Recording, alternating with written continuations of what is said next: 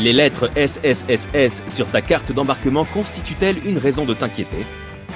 Qu'est-ce qui est beaucoup plus dangereux que les turbulences? Faut-il essayer d'être le premier à monter dans l'avion? Tu es sur le point de le découvrir.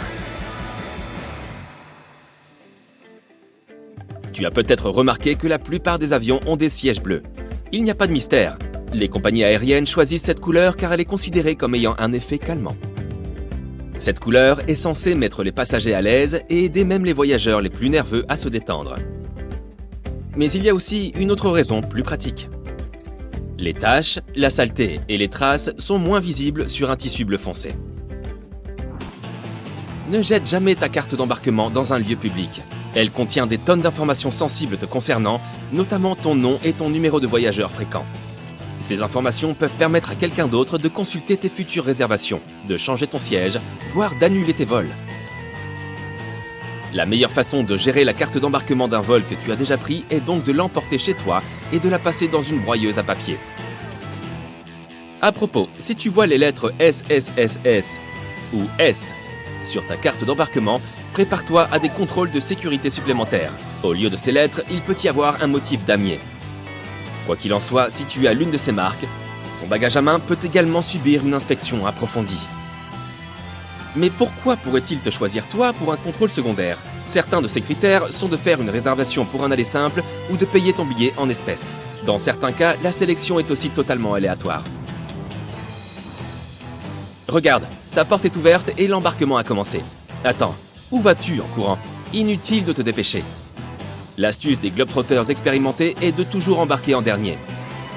D'abord, tu ne perds pas de temps à faire la queue. Ensuite, il y a moins de gens sur la passerelle et dans l'allée. Et tu passes finalement moins de temps dans l'avion. De toute façon, personne ne va prendre ta place, tu sais. Cependant, il y a une exception. Si tu as un bagage à main volumineux, il peut être plus judicieux de ne pas embarquer en dernier. Sinon, il y a de fortes chances que tout le compartiment à bagages soit occupé avant que tu arrives à ton siège. Ton bagage pourrait alors se retrouver dans une autre partie de l'avion et tu devras attendre que les autres passagers débarquent avant de pouvoir le récupérer. Flûte! Avant le décollage et l'atterrissage, les agents de bord actionnent généralement un petit interrupteur sur la porte des toilettes. Cela l'empêche de s'ouvrir quand elle n'est pas censée le faire. Avec la même facilité, un agent de bord peut ouvrir la porte lorsque quelqu'un se trouve à l'intérieur. Il suffit de soulever le panneau toilette et de mettre la poignée en position déverrouillée. Les pilotes ne se soucient pas franchement des turbulences. C'est parce qu'ils savent qu'il existe une chose bien plus dangereuse que n'importe quelle turbulence. Les courants ascendants. Dans la plupart des cas, les turbulences te font chuter de quelques mètres seulement, même si tu as l'impression de tomber de l'Empire State Building. Si la turbulence est suffisamment forte pour que les pilotes demandent aux hôtesses de l'air de s'asseoir, l'avion peut descendre de 3 à 6 mètres. Mais en fait, les turbulences les plus extrêmes et les plus violentes sont très rares. Un courant ascendant, lui, est une grande masse d'air, faisant partie d'une tempête ou d'un autre phénomène météorologique qui se déplace vers le haut. Or, les pilotes ne voient pas les courants ascendants sur leur radar la nuit. Et lorsqu'un avion en rencontre un, c'est comme s'il roulait sur un énorme dos d'âne à 800 km/h. Un courant ascendant est également extrêmement dangereux, car il peut pousser un avion vers le haut à des altitudes dangereuses. Les avions modernes sont équipés d'un système spécial qui détecte les autres avions, les montagnes et différents objets solides sur leur trajectoire. À 16 km d'un autre avion, et une voix dans le cockpit commence à répéter « Trafic, trafic ». 8 km de plus, et la même voix commence à donner des instructions aux pilotes. Les avions peuvent fonctionner avec un seul moteur, même pendant le décollage et l'atterrissage. Une panne simultanée des deux moteurs est presque impossible à imaginer. Mais dans ce cas, un avion ne tomberait pas du ciel comme une pierre. Les pilotes auraient jusqu'à 20 minutes pour trouver un endroit approprié pour atterrir. La façon dont la cabine est pressurisée a un effet important sur tes papilles gustatives. Tu perds jusqu'à 30% de ta capacité à goûter les choses sucrées et salées. En d'autres termes, ce n'est pas que les aliments servis dans les avions ne sont pas goûteux, mais tu ne ressens pas leur saveur. C'est aussi la principale raison pour laquelle les sociétés de catering des compagnies aériennes ajoutent du sel et des épices aux plats qu'elles préparent. Mais tu sais ce qui pourrait t'aider? Des écouteurs anti-bruit.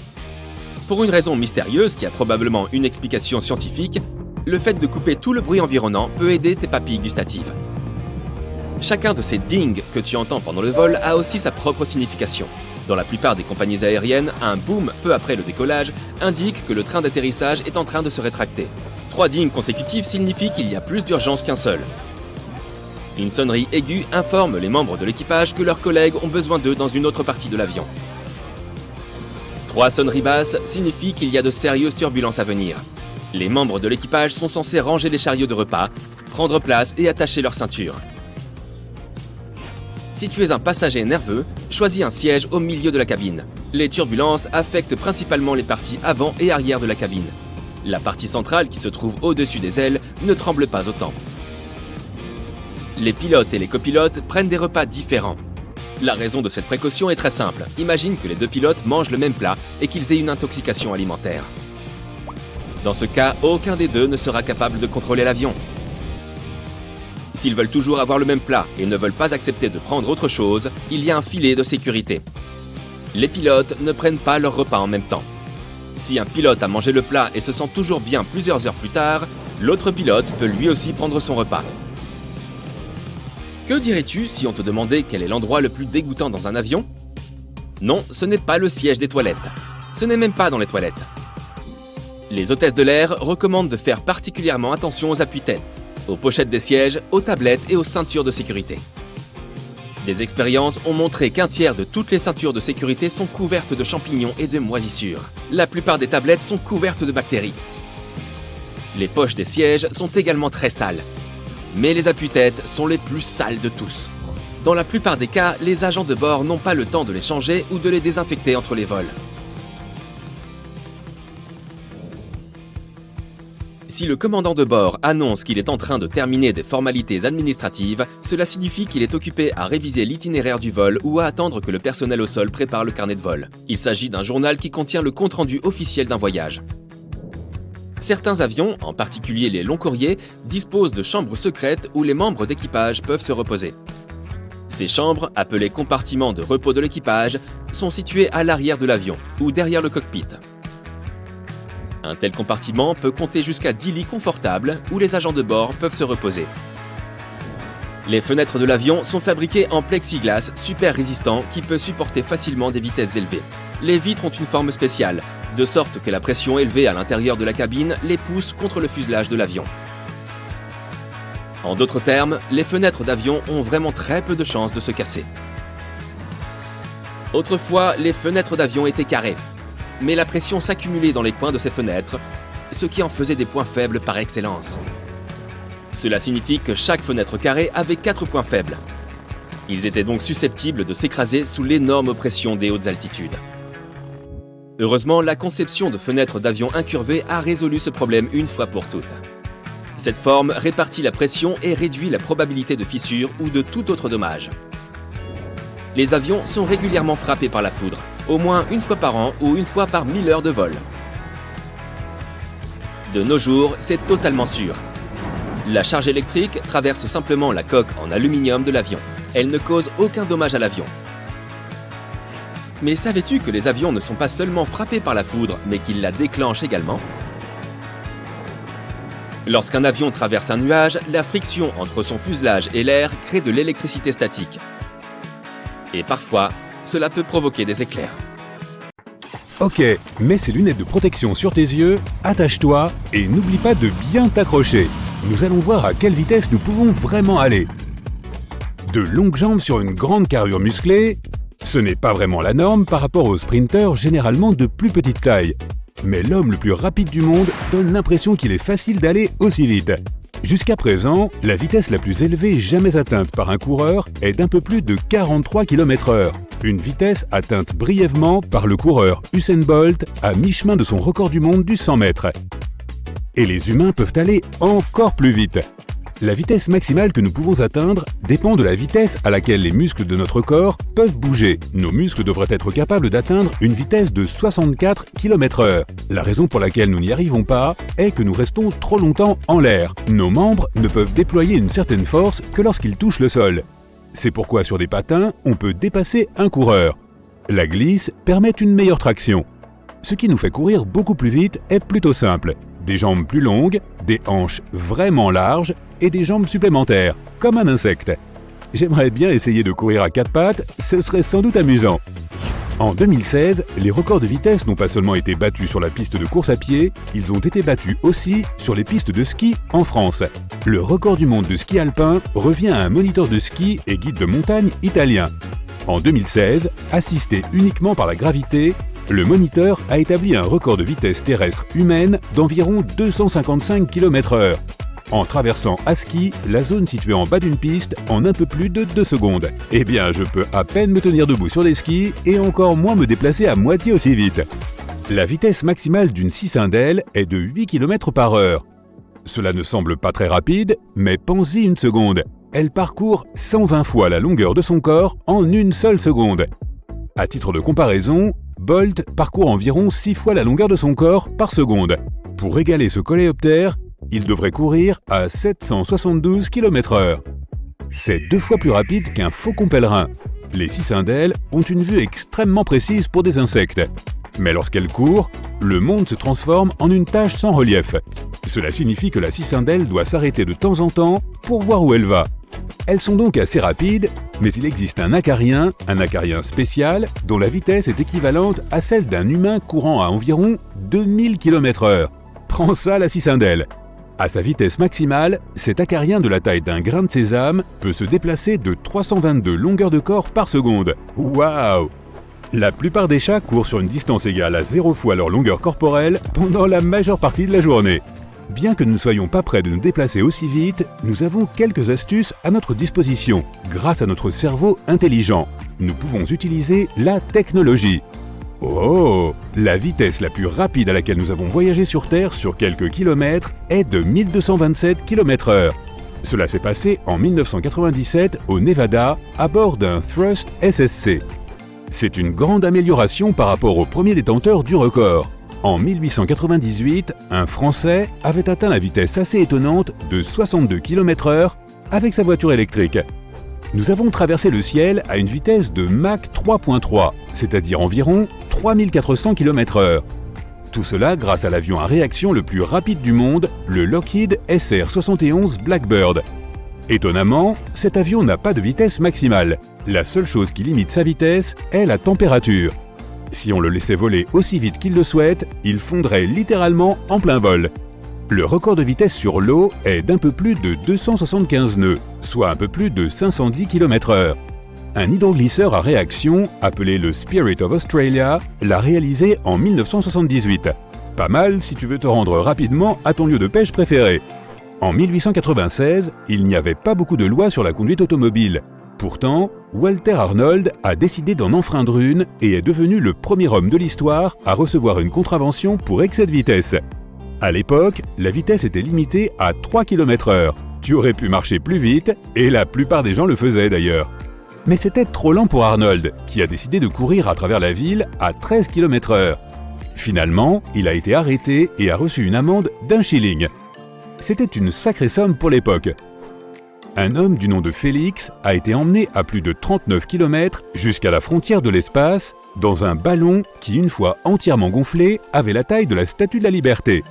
N'ayant pas d'autre choix que de sauter, il a fini par atteindre la vitesse de chute libre la plus élevée jamais enregistrée, 1357 km/h, dans une combinaison spécialement conçue à cet effet, bien sûr.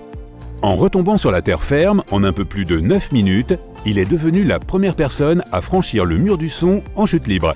La vitesse la plus élevée qu'un humain ait jamais parcourue est d'environ 40 000 km/h. L'équipage d'Apollo 10 a atteint cette vitesse le 26 mai 1969. C'est également la plus grande vitesse jamais atteinte par un véhicule habité. As-tu déjà le goût de la vitesse? Bonne nouvelle, la Terre tourne une fois sur elle-même toutes les 24 heures environ. Les maths. Cela signifie que la Terre et toi, vous tournez à environ 1600 km/h.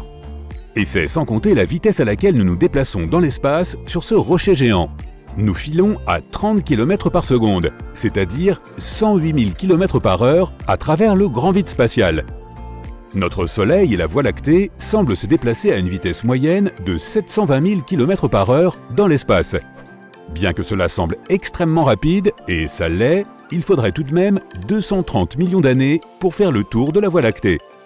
Tu te déplaces donc probablement beaucoup plus vite que tu ne le pensais, mais il y a une raison valable pour laquelle tu n'es pas une flaque humaine en ce moment même. La vitesse n'est évidemment pas le principal problème. Le véritable enjeu est l'accélération. Les changements de vitesse sont exprimés en force G, ce qui signifie simplement l'accélération d'un objet par rapport à la gravité de la Terre. Si tu es assis sur le canapé, tu subis un G. La plupart d'entre nous peuvent supporter jusqu'à 4 à 6 G, comme dans les montagnes russes. Certains pilotes peuvent supporter jusqu'à 9 G pendant une seconde ou deux, mais les forces G prolongées posent un gros problème. Certains pilotes portent des combinaisons spéciales pour les forces G élevées et sont entraînés à contracter les muscles de leur torse pour empêcher le sang de sortir de leur tête et d'entrer dans leurs jambes. Ils arrivent tout de même à piloter correctement leur avion à environ 9 G. Le record pour les G temporaires est de 82,6 G. En 1958, dans le cadre d'essais en vue de l'exploration spatiale, Ellie Bidding Jr. a freiné et s'est arrêté en 1/10 de seconde à bord d'une luge propulsée par une fusée. Il s'est évanoui, mais n'a souffert que de contusions au niveau du dos. C'était une démonstration remarquable de la résistance du corps à de courtes décélérations. Il y a plus de 100 ans, un scientifique très célèbre, du nom d'Einstein, a eu l'idée du concept de relativité. Une expérience a permis de la tester avec 2 horloges réglées exactement à la même heure. Une horloge est restée sur Terre, tandis que l'autre a voyagé dans un avion commercial. Une fois l'avion revenu de son voyage autour du monde, les 2 horloges ont été comparées. Celle de l'avion, qui se déplaçait rapidement, était légèrement en retard par rapport à l'autre. Donc oui, le voyage dans le temps est une chose réelle, si tu vas plus vite qu'un autre objet. Un autre endroit où le temps ralentit, c'est lorsque tu fais la queue à la caisse du supermarché. Mais bon, tout est relatif. L'endroit le plus sûr pour tester les voyages à grande vitesse est l'espace. Après tout, c'est le vide. Mais imagine une pointe de vitesse dans l'espace. Tout ce qui a la taille d'un grain de sable se transformerait alors en un projectile à très haute vélocité. Mais le vrai danger, ce sont les petits atomes d'hydrogène qui flottent dans l'espace. L'hydrogène se briserait en particules qui passeraient à travers le vaisseau. Ce ne serait pas beau à voir. Ton vaisseau spatial chaufferait aussi très vite. Cela semble dangereux. Vas-y, je t'attends. Tu es sur une incroyable planète particulièrement originale. Autour de toi se trouvent des gens normaux qui marchent dans cet endroit unique. Et maintenant, écoute ça. C'est notre nouvelle maison. L'humanité a décidé qu'il était temps de quitter la Terre, et maintenant nous vivons très loin, dans une autre galaxie. Mais qu'est-il arrivé à notre chère planète natale ? Eh bien, notre système solaire lui-même avait une date d'expiration. Il s'est passé 7,5 milliards d'années depuis 2020 et le Soleil a commencé à s'étendre, absorbant planète après planète. Mercure, Vénus, la Terre. Cela dit, les conditions de vie sur Terre n'étaient plus adaptées à notre espèce depuis déjà bien longtemps. Retournons là-bas. Dans 4,5 milliards d'années, toute notre galaxie, la Voie lactée, connaîtra un incident incroyable. La galaxie d'Andromède nous frappera à grande vitesse. À la suite de la collision, certaines étoiles seront projetées dans l'espace lointain, tandis que d'autres formeront de nouveaux systèmes solaires. Mais il est fort probable que toute vie dans la nouvelle galaxie androlactée ou androlaitière cessera d'exister. C'est pourquoi les gens ont décidé de faire leur bagage, de monter dans des vaisseaux spatiaux de toute nouvelle génération et de partir dans l'espace lointain à la recherche d'un nouveau foyer. Il devrait y avoir un nombre infini de planètes dans l'univers sur lesquelles les humains peuvent théoriquement vivre. L'une des principales exigences, la planète doit être en orbite autour de l'étoile dans sa zone habitable. Cela signifie que la température doit permettre à l'eau d'être liquide. Nous trouvons des systèmes stellaires similaires presque chaque année, et nous avons récemment trouvé le plus proche. Il s'agit de Proxima Centauri. Il y a au moins 2 planètes autour de cette naine rouge sur lesquelles nous pourrions construire notre nouvelle maison. Mais le problème est que ce système se trouve à 4,2 années-lumière. Nous avons donc dû ouvrir notre super garage et choisir un véhicule qui puisse nous emmener aussi loin. Saturn V est une fusée qui a été utilisée pour emmener des humains sur la Lune. Elle pouvait atteindre une vitesse 30 fois plus rapide que la vitesse du son. Aujourd'hui, nous avons des technologies beaucoup plus avancées, comme la fusée SpaceX Falcon Heavy. Cependant, sa vitesse est toujours à peu près la même. Il lui faudrait, à ce genre de fusée, environ 113 000 ans pour traverser la distance qui la sépare de l'étoile la plus proche. Tu continues donc plus loin dans le garage et tu vois l'objet spatial le plus rapide jamais fabriqué par l'homme, la sonde solaire Parker. Sa vitesse est d'un peu moins de 750 000 km/h, mais elle utilise la gravité du Soleil pour accélérer. Bon, supposons que nous avons pu construire une fusée capable d'atteindre cette vitesse. Maintenant, nous nous asseyons derrière une carte des étoiles, nous faisons des calculs, nous dessinons des diagrammes et 6600 ans. Et maintenant, regardons un photon. Ce sont les plus petites particules qui se déplacent à la vitesse de la lumière. Et une chose évidente te vient à l'esprit. Et si l'on construisait un vaisseau qui puisse voyager aussi vite qu'un photon ? Jusqu'à récemment, on considérait qu'il était impossible de voyager à cette vitesse. Les lois fondamentales de la physique affirment qu'aucun objet ayant une masse ne peut accélérer autant. De l'énergie est nécessaire pour accélérer la masse. Et pour atteindre la vitesse de la lumière, qui est d'environ 300 000 km par seconde, nous aurions besoin d'une quantité infinie d'énergie. Mais c'est encore trop lent. Lève les yeux et regarde le soleil. Il est tellement proche de nous et pourtant, la lumière qui en sort atteint notre planète en 8 minutes. C'est à peu près le temps qu'il faut pour passer par un drive pour prendre un hamburger. Alors le voyage jusqu'à l'étoile la plus proche prendra 4,2 ans. Tu peux obtenir ton diplôme universitaire pendant ce temps. Mais nous avons peut-être trouvé un moyen de tromper les lois de la physique et de voyager plus vite que la lumière. La distorsion. C'est une technologie qui manipule l'espace et le temps pour enfreindre les lois du mouvement. Dans la science-fiction, c'est une sorte de champ qui enveloppe un vaisseau spatial comme une bulle ou une coquille et lui permet de dépasser largement la vitesse de la lumière. Et nous disposons déjà d'une technologie similaire, en quelque sorte. C'est la propulsion alcubière. Comme il est impossible de se déplacer à la vitesse de la lumière dans l'espace-temps normal, le vaisseau doit se déplacer en comprimant l'espace devant lui et le dilater derrière lui. Ainsi, non seulement le vaisseau lui-même se déplace, mais aussi l'espace-temps à l'intérieur de cette bulle. En fait, cela permettra au vaisseau spatial de se déplacer à n'importe quelle vitesse, même si c'est 10 fois plus vite que la vitesse de la lumière. Mais pour déformer l'espace-temps, le vaisseau doit littéralement avoir une taille énorme. Il aura besoin d'une quantité d'énergie comparable à la quantité d'énergie de masse de toute la planète Jupiter. Mais lors de récents symposiums, les scientifiques ont commencé à laisser entendre qu'il y avait de l'espoir. En 2069, la NASA prévoit de lancer une mission interstellaire pour explorer les planètes habitables en dehors de notre système solaire. Nous ne connaissons pas encore les détails de cette mission. Elle n'a même pas encore de nom, mais elle sera dédiée au 100e anniversaire de la mission Apollo, le premier alunissage d'un homme sur la surface de la Lune. Ici, près de Pasadena, en Californie, un petit groupe de scientifiques du Jet Propulsion Lab de la NASA font de leur mieux pour que cela arrive en effet. Et leurs derniers calculs ont permis à tout le monde de crier « Eureka !». Il s'avère que l'anneau autour du vaisseau, qui est censé créer ce qu'on appelle un champ de distorsion, ne doit pas être parfaitement rond comme on le pensait auparavant. Il doit plutôt avoir la forme d'un beignet. Cela simplifierait énormément la conception et la construction. Et le mieux, pour tester cette technologie, un vaisseau spatial de la taille d'une sonde Voyager 1 sera suffisante. Les chercheurs visent aujourd'hui à atteindre au moins 10% de la vitesse de la lumière et à lancer la sonde vers Alpha Centauri. Dans ce cas, pour franchir la distance de 4,4 années-lumière, la sonde aura besoin d'environ 44 ans. À titre de comparaison, la mission Voyager 1 a été lancée le 5 septembre 1977. Après 43 ans, elle a parcouru environ 22,5 milliards de kilomètres et est l'objet le plus lointain fabriqué par l'homme. C'est aussi le plus solitaire de l'univers. Il a depuis longtemps quitté les limites de notre système solaire et se déplace plus loin dans l'espace. Mais rassure-toi, les scientifiques ont encore quelques idées dans leur laboratoire secret. Il y a des rumeurs qui disent qu'ils savent comment atteindre la vitesse de la lumière. L'association spatiale envisage de lancer de petits drones alimentés par des lasers. La force nucléaire ainsi que les collisions de matière et d'antimatière peuvent fournir assez d'énergie pour accélérer un objet jusqu'à la vitesse de la lumière. Mais leurs collègues d'un laboratoire voisin travaillent aussi très ardemment pour mettre en œuvre une autre technologie, la propulsion ionique. Elle utilise des particules de gaz accélérées par le champ électrique.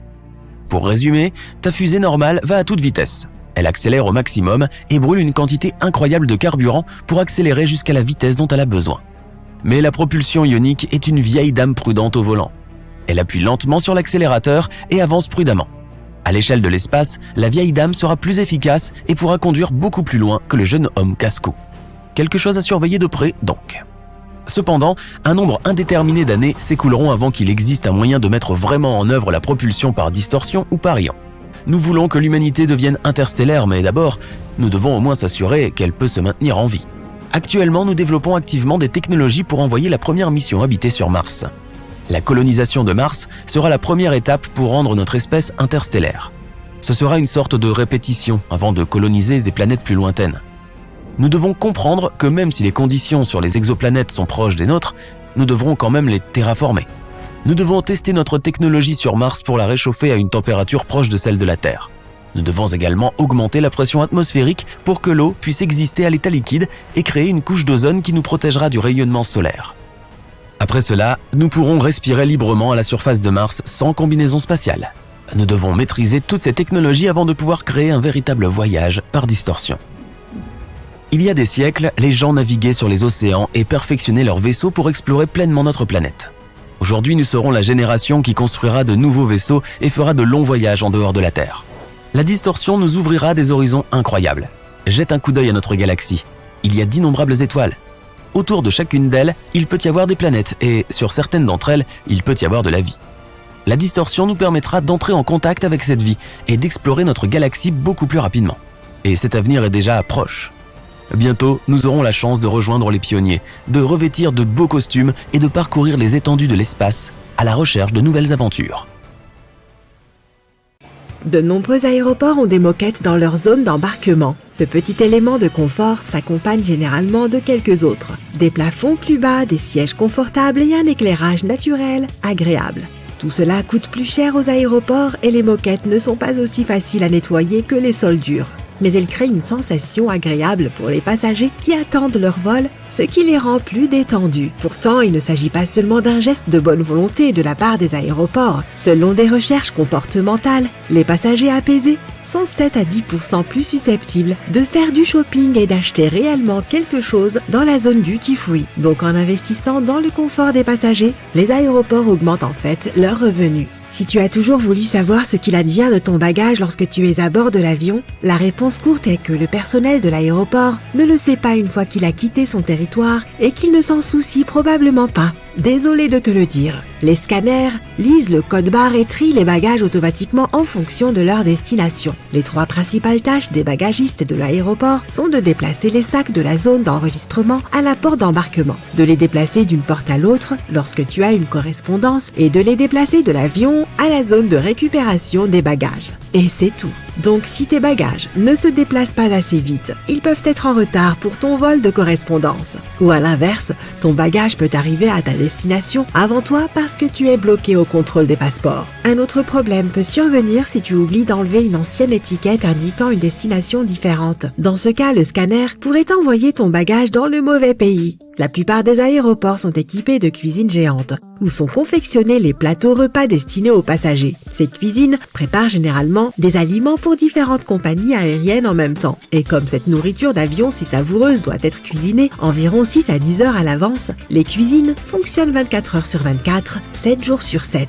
Et aussi surprenant que cela puisse paraître, le menu de ton vol est élaboré jusqu'à 1 an à l'avance. C'est une pratique courante pour la plupart des compagnies aériennes, car chaque ingrédient compte et fait augmenter les dépenses. D'ailleurs, fait intéressant, une compagnie aérienne a réussi à économiser 40 000 $ après avoir retiré une seule olive de chaque salade qu'elle servait sur ses vols. Le personnel de l'aéroport demande parfois aux passagers de se frotter les mains sur un morceau de tissu avant de le mettre dans une machine spéciale. Cela peut sembler bizarre, mais c'est totalement inoffensif. Il s'agit simplement d'un contrôle de routine effectué par une machine appelée atomiseur avant que leur journée de travail ne commence. Les employés mettent des échantillons de produits chimiques dangereux dans la machine. La machine mémorise ces odeurs et au cas où les mains d'une personne exhalent ces produits chimiques, elle alerte le personnel de l'aéroport. Tu as certainement déjà vécu ce qui suit. Tu arrives au contrôle de sécurité et soudain, il s'avère que tu as quelque chose d'interdit dans ton bagage à main. Mais ne t'inquiète pas, tous les objets saisis lors de l'inspection avant le vol peuvent être conservés à l'aéroport jusqu'à 3 mois. En plus de cela, tu as la possibilité de te les faire envoyer par courrier à n'importe quelle adresse. Les objets saisis par la sécurité et qui n'ont pas été réclamés peuvent aussi être vendus lors de ventes aux enchères spéciales et sont livrés dans le monde entier. Si tu as une longue escale entre 2 vols, aller à l'hôtel le plus proche pour te reposer n'est peut-être pas l'option la plus économique. Il y a une bien meilleure astuce. Vérifie si l'aéroport ou la compagnie aérienne vend un accès 24 heures sur 24 au salon VIP. Dans la plupart des cas, tu peux y trouver des collations et des boissons gratuites et utiliser des cabines de douche et des salles de repos gratuites à un prix très abordable. Dans les aéroports à plusieurs terminaux, recherche les passages souterrains reliant les terminaux que la plupart des gens ne connaissent peut-être pas. Par exemple, à l'aéroport de Francfort en Allemagne, il y a un tunnel piétonnier entre le terminal 1 et le terminal 2 qui est surtout utilisé par les employés car les passagers ne sont tout simplement pas au courant de son existence. Il existe un terme pour les 60 minutes qui suivent la fin de l'enregistrement, l'heure d'or. C'est le moment où statistiquement, les passagers dépensent le plus d'argent dans les magasins et les zones hors taxes de l'aéroport. Et le fait de placer les sièges les plus confortables de ces zones juste en face des magasins est une autre astuce pour t'attirer à faire du shopping. Admettons-le, S'asseoir dans un fauteuil confortable tout en regardant une enseigne ou une vitrine peut être tentant et c'est exactement ce que les aéroports veulent que tu ressentes. Si ton vol est surbooké et que tu ne peux pas prendre l'avion à l'heure prévue, ne te précipite pas pour accepter le premier bon qu'on te propose en guise de compensation. Normalement, les compagnies aériennes font monter les enchères jusqu'à ce qu'elles aient suffisamment de volontaires qui renoncent à leur place. Et si elles ne le font pas et que tu as été refusé involontairement, tu peux insister pour obtenir un remboursement en espèces à la place. En fonction du prix de ton billet et de l'heure de ton retard, tu pourrais avoir droit à un montant allant jusqu'à 1 300 €. La plupart des aéroports engagent des experts appelés profileurs. Ces personnes pratiquent ce qu'on appelle la spot ou technique d'inspection des passagers. Par observation, ils analysent soigneusement les expressions faciales, les gestes et le comportement afin de détecter les personnes suspectes. Leur travail consiste à remarquer les signes non-verbaux d'anxiété comme les personnes qui se mordent les lèvres, se démangent ou regardent beaucoup autour d'elles.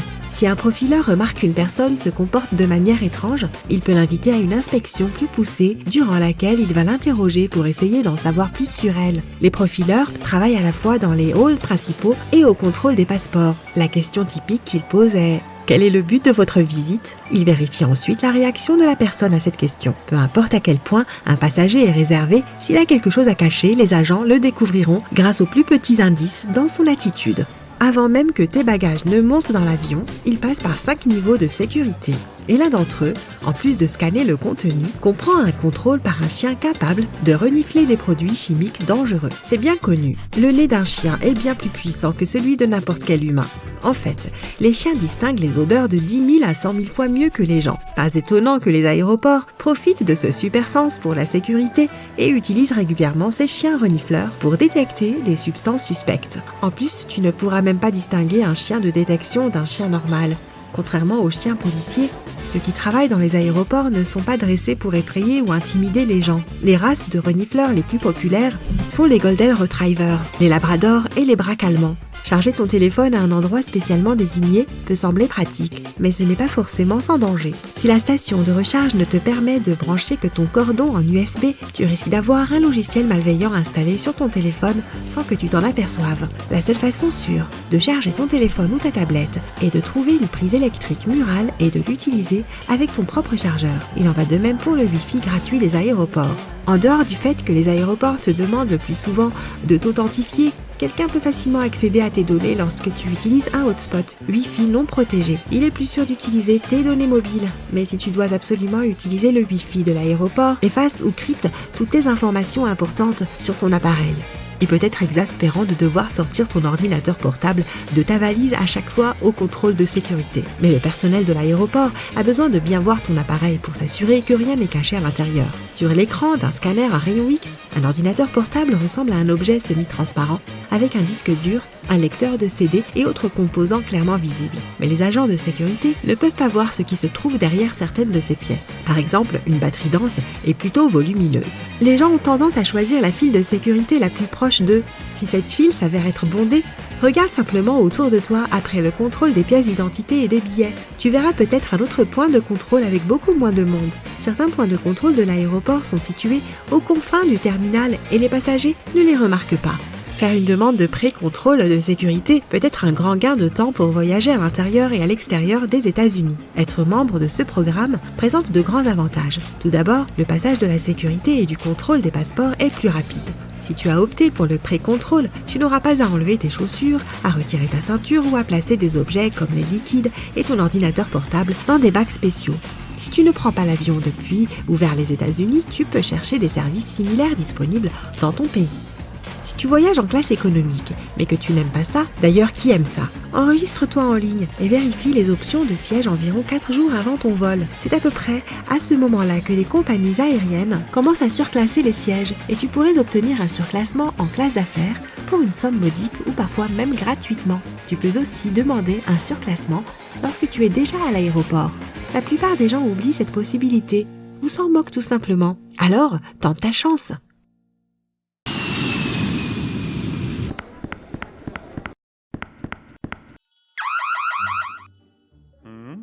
Vous faites erreur sur la personne?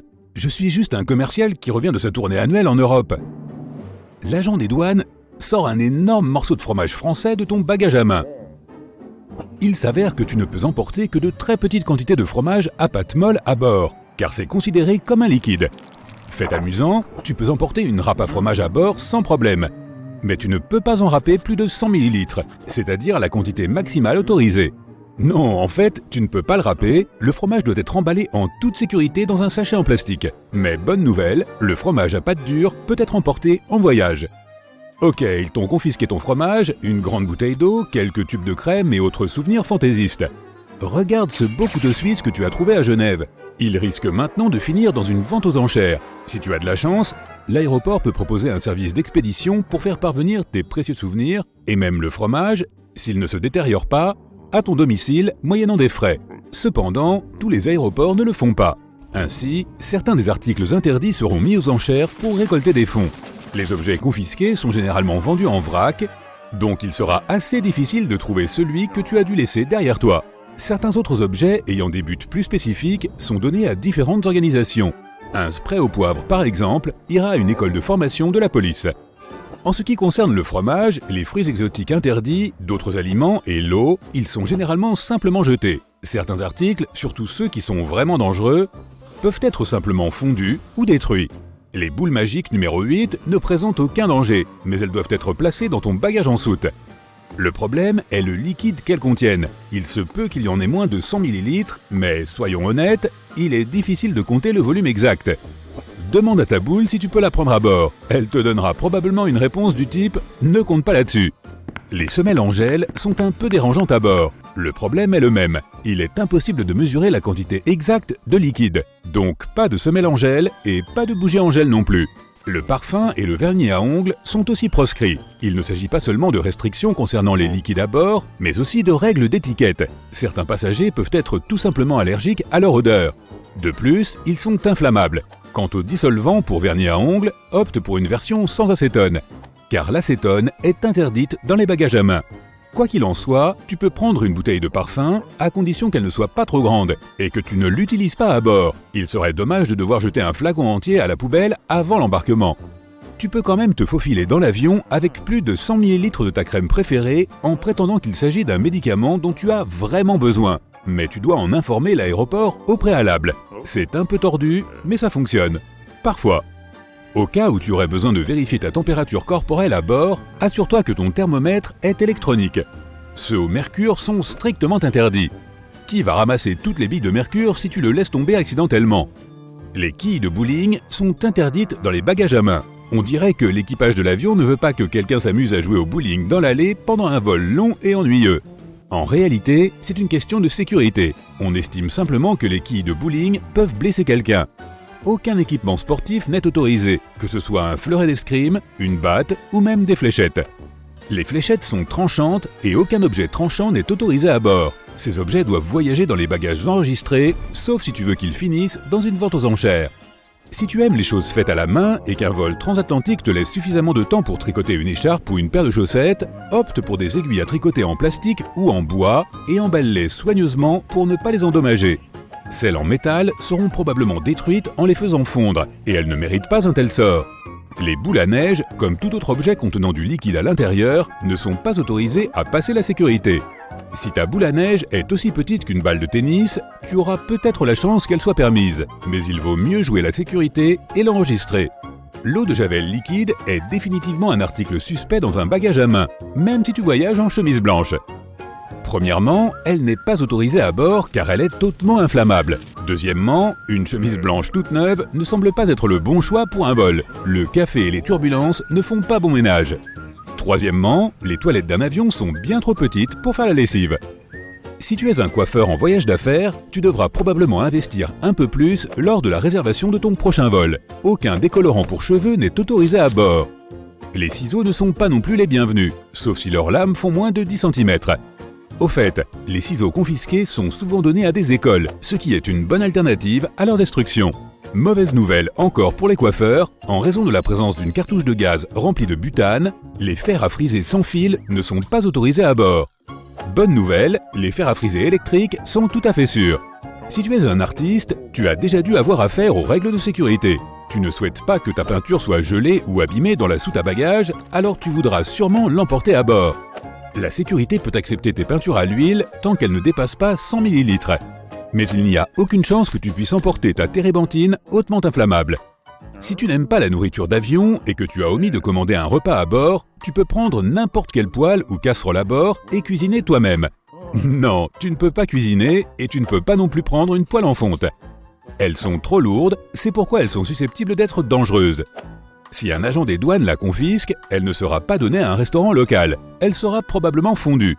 Si tu veux faire un smoothie bien frais pendant ton vol avec les fruits autorisés à bord, comme une pomme ou une banane, mauvaise nouvelle pour toi. Les blenders ne sont autorisés que si tu enlèves les lames, donc techniquement, ce n'est plus un blender. Et c'est là que ta râpe à fromage entre en jeu. Les Christmas crackers anglais peuvent créer une merveilleuse atmosphère de joie et de bonheur pendant les fêtes de fin d'année, mais ils n'apportent rien d'autre que le désordre à bord. Ils font un bruit de craquement lorsqu'on les tire, ce qui peut effrayer les autres passagers. Ils ne sont pas autorisés dans les bagages enregistrés, pas plus que les canons à confetti et les cierges magiques. Les talons hauts et les semelles épaisses ne sont pas interdits, mais ils causent quelques problèmes. Si tu en portes, on te demandera peut-être de les enlever pour les faire scanner. Bien sûr, tu pourras mettre des couvre-chaussures en plastique, mais les sols de ces aéroports grouillent de microbes. Les robes de mariée sont aussi un problème. Certaines robes ne rentrent tout simplement pas dans l'appareil à rayon X, alors il faudra peut-être les vérifier 2 fois. Si tu es un fan de camping, attention, tu voudras probablement enregistrer un grand nombre de bagages nécessaires à ton voyage, alors n'oublie pas d'enregistrer aussi les piquets de tente. Mais si tu voyages léger avec un simple bagage à main, tu devras probablement en acheter une fois arrivé à destination. Comme ce sont des objets pointus, les piquets de tente ne sont pas autorisés à bord. Il est difficile d'imaginer que quelqu'un ait une perceuse dans son bagage à main de 2,2 kg. Mais quoi qu'il en soit, elles ne sont pas autorisées. Donc si tu es un bricoleur qui veut rapporter une perceuse comme souvenir de vacances, plutôt que de vulgaires aimants, tu devras l'enregistrer. Si tu veux te faufiler dans un avion avec une glacière pleine de glace carbonique, tu es presque sûr d'échouer. C'est une matière inflammable, donc les règlements de sécurité l'interdisent absolument à bord. Tu peux apporter jusqu'à 2,5 kg de glace carbonique, mais l'autorisation de la compagnie aérienne est nécessaire. Tout objet avec une lame non couverte n'est pas autorisé à passer la sécurité. En revanche, un rasoir jetable ou des cartouches de lame peuvent être emportés à bord. Les cutters et les couteaux, à l'exception d'un couteau à beurre lisse, doivent être dans les bagages enregistrés. Les pains de savon sont autorisés à bord, mais ne panique pas si un agent des douanes veut vérifier 2 fois ton sac après l'avoir scanné. Il se peut simplement qu'il ait l'air un peu bizarre sur l'écran et qu'il les induise en erreur. Le savon liquide, au contraire, suit la règle universelle des liquides. Les règles pour les piles peuvent varier. Les piles renversables de 100 ml ne sont autorisées ni dans les bagages à main, ni dans le bagage enregistré. Et les piles au lithium ne peuvent pas non plus être transportées à bord, car si elles sont endommagées, elles peuvent provoquer un incendie. Mettons que tu voyages avec ton animal de compagnie et que son jouet préféré soit un pointeur laser. Il devra s'en passer cette fois-ci. Les pointeurs laser ne sont autorisés ni dans les bagages à main, ni dans les bagages enregistrés. Une canne utilisée comme aide à la mobilité peut être autorisée à bord, mais étonnamment, les douaniers interdisent parfois cet article. Alors joue la sécurité et préviens la compagnie aérienne à l'avance. Sur ce, bon voyage! Prendre l'avion est devenu une routine pour beaucoup de gens. Mais même les grands voyageurs ignorent parfois ce qu'il ne faut jamais faire dans un avion. Et pour commencer, on ne se met jamais pieds nus. C'est l'une des règles d'or du voyage en avion. Sans même parler des odeurs désagréables, le sol de l'avion est très sale. Des personnes souffrant de problèmes de pieds contagieux se sont peut-être promenées pieds nus dans les allées avant toi. Et il est fort probable qu'il y ait beaucoup de saleté laissée par les passagers précédents. Et on ne parle même pas du sol des toilettes. Si tes pieds ont besoin d'un peu de liberté, enlève tes chaussures, mais garde au moins tes chaussettes, ou bien emporte une paire de pantoufles légères. N'oublie pas que l'air pressurisé de la cabine est aussi sec que celui du désert du Sahara, avec seulement 20% d'humidité. C'est pourquoi tu peux ressentir un certain inconfort au niveau de la peau après un vol. Ne serait-il pas plus judicieux d'installer des humidificateurs d'air dans la cabine ? En réalité, le poids supplémentaire coûterait trop d'argent aux compagnies aériennes. De plus, la carlingue de l'avion est principalement composée d'aluminium et d'autres métaux, et l'air humide pourrait entraîner de la corrosion. N'oublie donc pas d'emporter une crème hydratante et de l'utiliser pendant le vol. Remonte toujours ta tablette dès que l'avion commence à se déplacer sur le tarmac, et ne la baisse jamais pendant le décollage et l'atterrissage. Il s'agit d'une mesure de sécurité qui garantit que toi et les autres passagers disposerez d'un passage dégagé en cas d'évacuation d'urgence. Dans le même ordre d'idée, garde ton siège en position verticale pendant le décollage et l'atterrissage. Tout d'abord, un siège incliné peut sérieusement ralentir une évacuation d'urgence car il bloque la personne assise derrière. Ensuite, plus on est penché vers l'arrière, plus il est difficile de se mettre en position de sécurité lors d'un atterrissage d'urgence. Essaye d'éviter de dormir pendant ou juste après le décollage et l'atterrissage. D'abord, ce n'est pas bon pour ta santé. Le principal problème est que la pression de l'air à l'intérieur de la cabine change très rapidement pendant ces phases du vol. Et cela affecte la pression de l'air dans tes oreilles. Il est donc important d'être vigilant pendant ces phases, de te détendre et de dégager tes oreilles, par exemple en bâillant ou en avalant fréquemment. Mâcher du chewing-gum fonctionne aussi. Si tu dors, tu ne peux pas le faire, ce qui peut entraîner des dommages permanents. Et bien sûr, il y a la question de la sécurité. La plupart des accidents se produisent au décollage et à l'atterrissage. Si tu dors pendant ces phases, tu risques de ne pas être assez alerte en cas d'urgence. La recommandation suivante vient de l'Agence pour la protection de l'environnement. Selon elle, il est préférable de ne pas boire de boissons chaudes dans l'avion. L'eau utilisée pour préparer le thé et le café ne proviennent pas de bouteilles. C'est de l'eau du robinet. Or, les réservoirs d'eau des avions sont souvent vieux et pleins de bactéries. En 2004, une étude a révélé que plus de 12% des échantillons d'eau contenaient des bactéries nocives. Si tu décides malgré tout de boire une boisson chaude dans l'avion, ne te verse jamais toi-même le café ou le thé. Le personnel de bord est formé à cette tâche dans les allées bondées d'un avion en mouvement.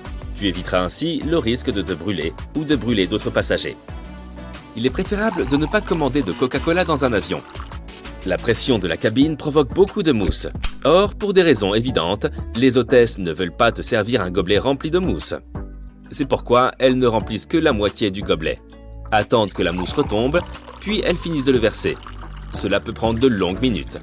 Garde ton aérateur ouvert. Tu réduiras ainsi la propagation des germes. Les avions sont équipés de filtres à air de haute qualité. Ils retiennent jusqu'à 99% de germes en suspension dans l'air. Tu n'as donc rien à craindre, mais n'oublie pas d'essuyer ta tablette. Avec 8 fois plus de bactéries que le bouton de la chasse d'eau des toilettes, c'est l'endroit le plus sale à bord. Une autre chose à éviter est de t'appuyer la tête sur la fenêtre si tu as un siège côté hublot. Tu ne sais pas qui a occupé ton siège avant toi et de toute façon, la vitre risque d'être couverte de germes. Évite de porter des tongs ou des talons hauts pendant un vol. Ta survie pourrait être en jeu. En effet, ces deux types de chaussures rendent très difficile l'évacuation rapide de l'avion. Si tu portes des talons hauts, tu devras de toute façon les laisser derrière toi au cas où l'équipage utiliserait des toboggans d'urgence lors d'une évacuation. Les talons risquent en effet d'endommager le toboggan et il faudra donc les enlever. Maintenant, demande-toi si tu as vraiment envie de sortir de l'avion pieds nus. Non? Alors opte plutôt pour des chaussures robustes avec une semelle solide. Dans ce cas, tu ne te retrouveras pas pieds nus sur un tarmac brûlant ou en pleine nature. Ne mets pas d'objets lourds dans les compartiments supérieurs. En cas de forte turbulence, ces objets risquent de ne pas rester à l'intérieur et en tombant de te blesser ou de blesser d'autres passagers. C'est pourquoi, s'il est difficile de soulever un objet pour le placer dans le compartiment supérieur, il vaut mieux le mettre sous le siège devant toi ou ailleurs. N'en veux pas au pilote pour un atterrissage un peu brusque. Si tu en fais l'expérience par mauvais temps, il se peut que ce soit intentionnel. Si la piste est recouverte d'eau ou de neige, l'avion doit toucher durement le sol pour briser la couche d'eau ou éviter l'aquaplaning. Sinon, l'eau pourrait jouer le rôle de lubrifiant et l'avion ne pourrait ni freiner ni répondre à une quelconque commande. Déployer un toboggan d'urgence alors qu'il n'y a pas d'urgence est une très mauvaise idée.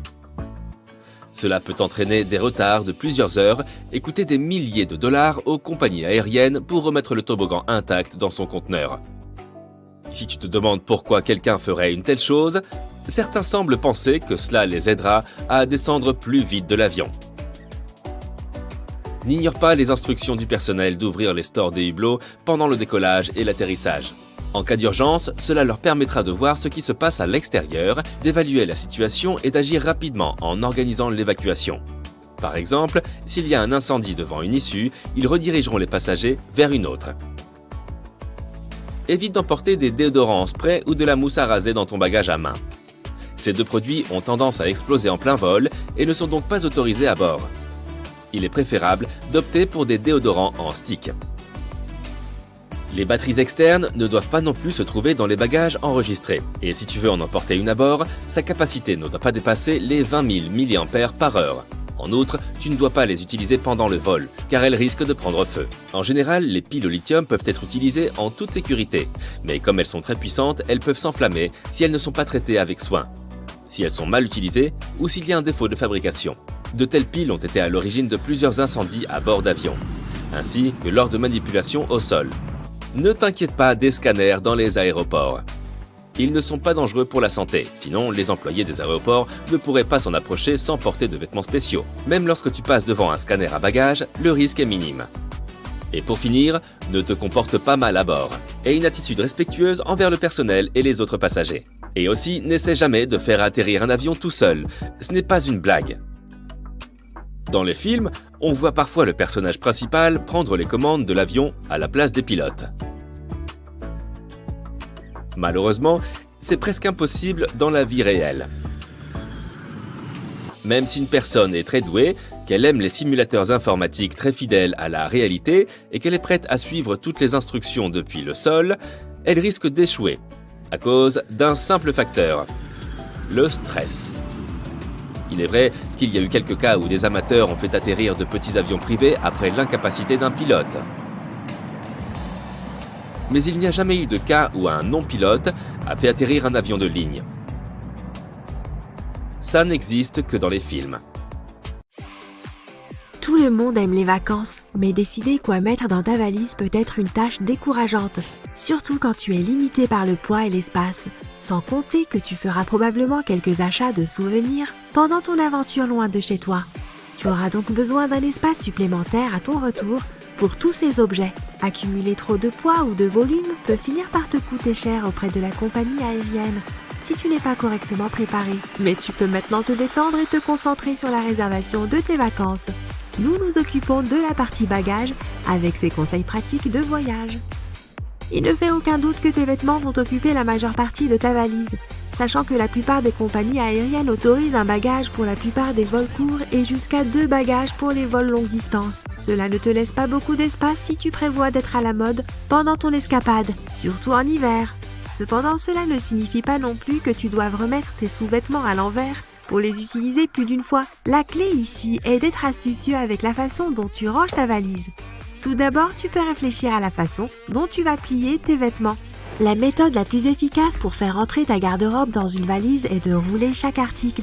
Pense à tes vêtements comme à ces sacs de couchage que tu emportais pour aller faire du camping.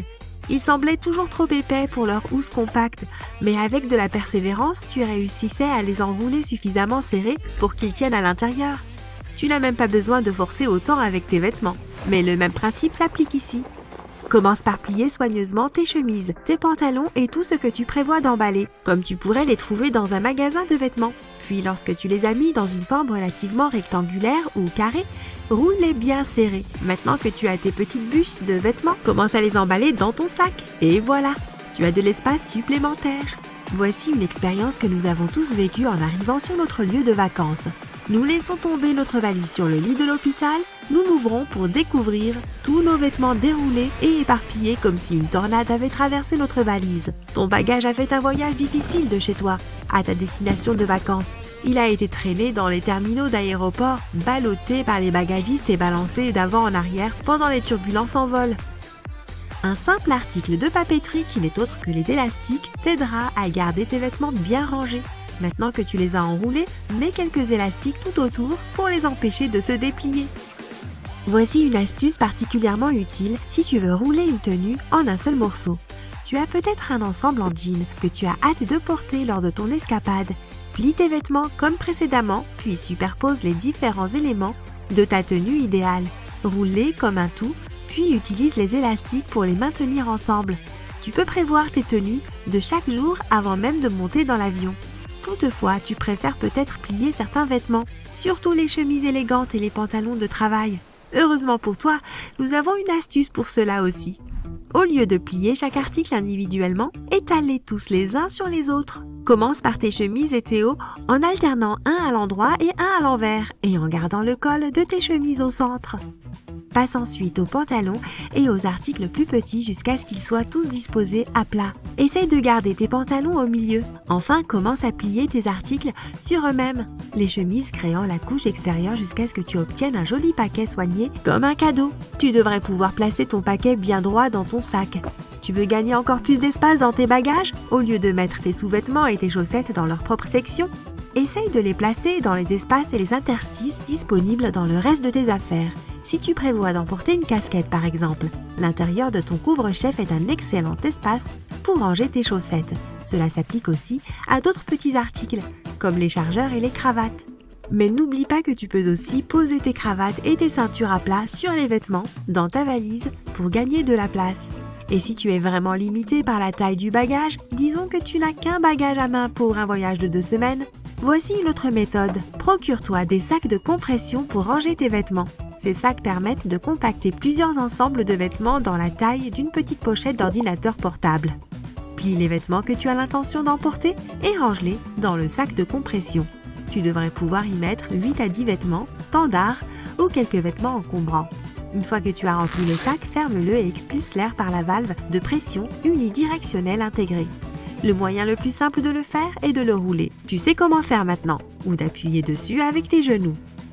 Tu devrais pouvoir faire entrer 2 à 4 de ces sacs de compression dans un bagage à main standard, ce qui est particulièrement utile si tu veux économiser de l'argent en évitant les bagages enregistrés. Tu peux emporter encore plus de vêtements à bord avec toi si tu les mets dans une tête d'oreiller. Le plus beau dans cette astuce est que cela te servira aussi d'oreiller confortable sur lequel tu peux reposer ta tête pendant le vol. Si tu as un peu plus d'espace à disposition, les cubes d'emballage sont un autre excellent moyen de garder tes affaires organisées. Ce n'est peut-être pas aussi efficace en termes d'espace que les sacs de compression, mais beaucoup de voyageurs les préfèrent à un emballage plus ordonné. Tu peux les diviser par tenue ou type de vêtements, par exemple un pour les pantalons et un pour les hauts. Tu peux facilement acheter des cubes d'emballage sur la plupart des sites de vente en ligne et dans les magasins de voyage et de camping. Il existe aussi des cubes d'emballage spécialement conçus pour une ou plusieurs paires de chaussures. C'est un excellent moyen de compacter l'espace que tes chaussures prendraient autrement dans tes bagages et d'empêcher tes vêtements propres d'entrer en contact avec elles. Personne ne souhaite que ses vêtements sentent les pieds, n'est-ce pas? Si tu as encore du mal à emporter tous tes articles dans ta valise, il existe quelques autres astuces que tu peux utiliser pour obtenir ce petit espace supplémentaire sans coût additionnel. La plus évidente est d'utiliser ton propre corps avec la technique des couches. Choisis tous les articles encombrants et porte-en autant que tu peux sur toi. Tu peux essayer de porter un short sous ton pantalon ou plusieurs couches de tes vêtements d'hiver, comme ton pull, ta veste et ton manteau superposés les uns sur les autres. Tu vas peut-être transpirer un peu, mais la plupart des aéroports et des avions sont bien climatisés et tu peux toujours te débarrasser de quelques couches une fois que tu as embarqué dans l'avion. Au moins, tu auras des vêtements chauds dans lesquels te blottir si tu as froid pendant le vol. Si tu ne veux pas porter toutes ces couches, il existe un autre type de sac que tu peux emporter gratuitement dans l'avion. Procure-toi un ou plusieurs sacs Duty Free dans l'un des magasins de l'aéroport. Tu peux même les garder pour la prochaine fois. Range tous tes articles supplémentaires dans ton sac Duty Free et emporte-le sur ton vol sans frais supplémentaires. Cela vaut aussi la peine de réfléchir au type de bagage que tu utilises et surtout à son poids. Beaucoup de gens oublient que le poids standard de 7 kg autorisé par la plupart des compagnies aériennes comprend le poids de leur bagage à vide. Or, ce bagage peut souvent peser jusqu'à 2 à 3 kg, soit une grande partie du poids autorisé rien que pour le contenant. Alors, quand tu achètes ton bagage, prends en compte son poids. En choisissant un sac plus léger, tu auras plus de poids pour les articles que tu veux emporter. Tiens-toi à certains de ces conseils pratiques et tu ne manqueras pas d'espace ni d'argent pour tes vacances. Bon voyage! Tu voyages en train et tu entends les roues cogner contre les rails. Mais soudain, le train s'élève et prend de l'altitude. Aucun des passagers ne crie de panique, car c'est devenu une habitude. Eh bien, peut-être pas encore, mais cela pourrait devenir notre réalité d'ici peu. La société AK Technologies développe ce type de projet. Son objectif est de réduire la durée des voyages et de les rendre plus confortables. Pour voyager aujourd'hui, il faut aller à l'aéroport, y passer quelques heures à l'enregistrement et au contrôle de sécurité. Et ce n'est qu'après cela que tu pourras monter dans l'avion. Lorsque l'avion atterrit, tu dois à nouveau passer par les contrôles standards de l'aéroport, puis te rendre en ville. Ce n'est qu'après que ton voyage est terminé. Cela signifie que tu utilises au moins 3 types de transports différents. Mais avec Click and Fly d'Aka Technologies, tu peux rejoindre ta destination sans aucun transfert. C'est un train de la taille d'un Airbus A320. Il est aussi long que 4 bus scolaires et peut accueillir environ 162 passagers. Comme c'est un train, il peut circuler sur les voies de métro jusqu'au centre-ville. Ainsi, lorsque tu commences un voyage, il te suffit de gagner la station de métro la plus proche. Une fois que tu es dans le train, il te conduit à l'aéroport le plus proche. Et c'est là que commence la partie amusante. Le train fait un arrêt rapide pour fixer les ailes et les réacteurs. Donc à présent, ton train a une envergure aussi large qu'un terrain de football. Les moteurs démarrent, le train accélère et décolle. Après l'atterrissage du train volant, les ailes se détachent à nouveau. Et te voilà en route pour le centre-ville et ta destination. Sans transfert, sans avoir à attendre un taxi. Et encore une fois, tu peux descendre à n'importe quelle station de métro. Les avions Transformers qui peuvent circuler dans la ville sont un futur lointain. Pour l'instant, cette société développe une solution plus simple pour réduire la surcharge des aéroports. Au lieu d'avoir un avion garé juste à côté de la porte d'embarquement, les passagers embarqueront dans le fuselage de l'avion à l'intérieur du bâtiment de l'aéroport. Le fuselage sera ensuite tiré sur la piste et les ailes avec les moteurs ainsi que le cockpit avec les pilotes seront mises en place. Et voilà, l'avion est prêt à décoller. Grâce à ce système, l'embarquement et le décollage seront 30 minutes plus rapides qu'auparavant.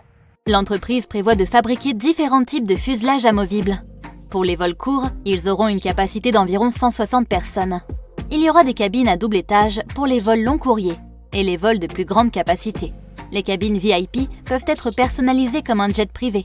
Et si on enlève tous les sièges, la cabine peut servir d'avion cargo. Link and Fly dispose d'un système de sécurité spatiale au cas où la cabine se séparait des ailes pendant le vol. 3 parachutes à l'avant et 3 à l'arrière de la cabine se déploient automatiquement. Il existe également des fusées de freinage qui permettent de réduire rapidement la vitesse. De cette façon, le fuselage pourra descendre lentement et en toute sécurité. Quelques secondes avant de toucher le sol, la cabine lancera des airbags fixés au bas de fuselage pour un atterrissage le plus doux possible. Une autre opération pour voyager plus rapidement est l'Airbus Pop-up. Il s'agit d'une sorte de taxi qui peut se déplacer par la route et par les airs. À l'avenir, tu pourras simplement commander un tel taxi à partir de ta tablette, de ton téléphone ou même de tes lunettes intelligentes et attendre l'arrivée du véhicule. La voiture elle-même se compose d'une capsule pour passagers de la moitié de la taille d'une berline moderne. Elle peut accueillir 2 personnes et possède un design et une interface futuriste. La deuxième partie est le module terrestre. Il s'agit du châssis et des roues permettant de rouler sur des routes conventionnelles. Tu montes dans le module et ensuite, l'intelligence artificielle fait tout le travail à ta place. Elle dirige la voiture en toute sécurité et te conduit à ta destination. Lorsque tu sors de la cabine, le véhicule avec le module terrestre est envoyé à la station de recharge la plus proche. Pour plus de commodité, les stations de recharge seront réparties dans toute la ville, de sorte que tu n'auras pas à attendre longtemps un taxi. Mais si ta destination est plutôt lointaine, un trajet plus intéressant t'attend. Comme dans le premier cas, tu montes dans un module sur roue. Le module terrestre t'emmène au site de décollage le plus proche. Là, la capsule est attachée au mode aérien. Ce truc ressemble à un drone géant. Il accroche la capsule du passager et s'envole, séparant la capsule du module terrestre. Maintenant, c'est un taxi volant. Tu peux apprécier la beauté de la ville d'en haut, puis tu atterris sur une plateforme spéciale. La capsule se reconnecte avec le module au sol et tu vas à ta destination pendant que le module aérien se recharge pour le prochain voyage. Les fusées pourraient être une autre révolution dans les voyages longue distance. Pour l'instant, nous ne les utilisons que pour aller dans l'espace. Mais à l'avenir, elles pourraient remplacer complètement les avions. Disons que tu vas de New York à Shanghai, qui se trouve de l'autre côté de la planète. La plateforme de lancement de la fusée peut se trouver sur l'eau, quelque part dans la Lower New York Bay. Tu montes à bord d'un ferry qui t'emmène jusqu'à la fusée. Une fois que tu es arrivé, tu prends place avec les autres passagers. Compte à rebours, ignition. La fusée décolle et atteint l'espace. Elle se déplace maintenant à environ 27 031 km/h. Une fois en orbite, le lanceur se détache de la fusée et retourne à la station d'atterrissage. Là, il sera ravitaillé et préparé pour le prochain lancement. À ce moment, la fusée transportant les passagers utilisera son propre moteur pour voler autour de la Terre. Elle rentre dans l'atmosphère et atterrit sur une plateforme sur l'eau près de Shanghai. Le vol ne dure que 39 minutes, contre les 15 heures nécessaires à un avion classique. Mais il y a un inconvénient à ce genre de voyage. Une fusée fait beaucoup plus de bruit et les plateformes d'atterrissage doivent être situées loin des villes. Cela augmente la durée du voyage. L'autre problème est la force G. Debout sur le sol, tu ressens un G. Lorsque tu décolles dans un avion normal, tu ressens environ 1,5 G. Mais lorsque tu voyages en fusée, la force G que tu vas ressentir sera 2 fois plus importante. Et si elle atteint 3G, 5G, tu t'évanouiras. Retour au sol. En 2010, le nombre de voitures dans le monde a dépassé le 1 milliard. Et d'ici 2030, ce nombre devrait doubler, 2 milliards. Nous devons donc lutter contre les embouteillages constants sur les routes. Le bus surélevé pourrait être une excellente solution à cet égard. Cette chose ne ressemble pas vraiment à un bus. Il a une largeur de 2 voies et peut être composé de plusieurs voitures. Ce type de bus pourra transporter jusqu'à 1200 passagers jusqu'à sa capacité maximale et il circulera sur les routes normales. Nous devrons équiper les routes le long de son parcours de rails des 2 côtés. Le bus surélevé lui-même se déplacera à environ 1,5 mètres au-dessus de la route. C'est comparable au fait de monter au 2e étage d'un bus à 2 étages de Londres. Et ça ne gênera pas la circulation sur la route. Les voitures normales pourront toujours circuler. Le bus élevé sera entièrement électrique et piloté par un pilote automatique. Son toit comportera une grande surface entièrement recouverte de panneaux solaires. Par temps nuageux, il sera alimenté directement par les rails. L'embarquement des passagers se fera dans les stations spatiales situées en surface. En cas d'urgence, une rampe gonflable sera installée au milieu du bus. Ainsi, les passagers pourront quitter le bus en toute sécurité. Certains concepts de ce type de bus suggèrent même que les supports avec les roues devraient pouvoir se lever. Par exemple, pour contourner un obstacle. Si une voiture tombe en panne sur le chemin du bus surélevé, celui-ci soulèvera un support de roues, avancera et redescendra les roues sur les rails. Il fera ensuite de même avec le support arrière. De cette façon, le bus pourra se déplacer dans la ville à une vitesse d'environ 59,5 km/h. C'est plus rapide que de conduire dans un embouteillage. Les tunnels constituent une autre option pour éviter le trafic. Tu pourrais les emprunter avec ta propre voiture. Un hypothétique système de tunnels sous les grandes villes aurait plusieurs points d'entrée. Tu conduirais ta voiture sur une plateforme spéciale. Et la plateforme descendrait ensuite. Elle accélérerait dans le tunnel à 200 km/h. Tu serais capable d'aller à l'autre bout de la ville en quelques minutes seulement. La plateforme ramènerait alors ta voiture à la surface. Et tu continuerais à rouler jusqu'à ta destination finale. Les tunnels peuvent également représenter l'avenir des déplacements entre les villes. Il faudrait d'abord arriver à une sorte de gare. Là, tu monterais dans une capsule de passagers. Ces capsules pourraient contenir 4 à 6 passagers. Puis, elles suivraient le tunnel, s'amarreraient à un groupe de modules et se connecteraient à la capsule de transport. Des pompes spéciales aspireraient l'air du tunnel. Et la capsule de transport se déplacerait dans un vide presque total. Théoriquement, ce train serait capable d'atteindre des vitesses supérieures à celles des avions commerciaux et même à la vitesse du son. Ainsi, il faudra seulement 3,5 heures pour aller de New York à Los Angeles, contre 6 heures pour un avion classique. Après avoir atteint sa destination, la capsule de transport s'ouvrirait et les modules de passagers arriveraient à station. À l'avenir, ces cabines pourraient voyager même sur les routes conventionnelles. Il te suffirait donc de commander une capsule de transport de passagers à ton domicile, comme un taxi. Ainsi, tu aurais la possibilité de traverser les États-Unis d'un bout à l'autre du pays sans aucun transfert.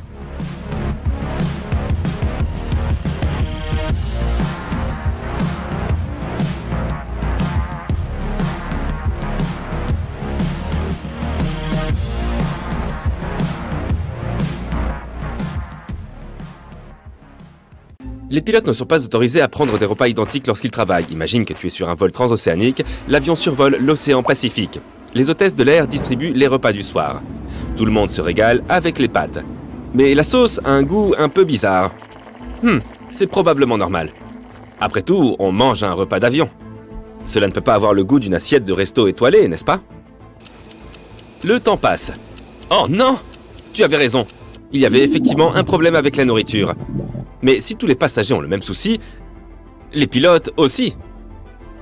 Pour éviter qu'ils ne soient tous les deux malades, on conseille donc aux pilotes de ne pas prendre le même repas au même moment. Ainsi, si un pilote se sent mal, l'autre peut prendre le relais. Il ne s'agit pas d'une règle impérative énoncée par les instances officielles d'aviation, mais la plupart des compagnies aériennes établissent leurs propres règles en la matière. C'est logique.